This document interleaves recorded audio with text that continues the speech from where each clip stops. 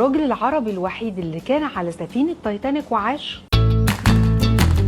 حمد حسب، شاب مصري كان عايش في كفر الجبل، كان اشتغل مرشد سياحي. في يوم اتعرف على واحد كان اسمه هنري هاربر ومراته ميرا هنري. كل مرة كانوا بيجوا مصر حمد كان بيصمم انهم يقعدوا في الفيلا بتاعته. فحبوا في يوم انهم يردوا له العزومة، قاموا باعتين له دعوة عشان يسافر لهم باريس. كان مع الدعوة دي تذكرة لسفينة تايتانيك. انت بتقول لي دي ناس زي الفل يا علوة؟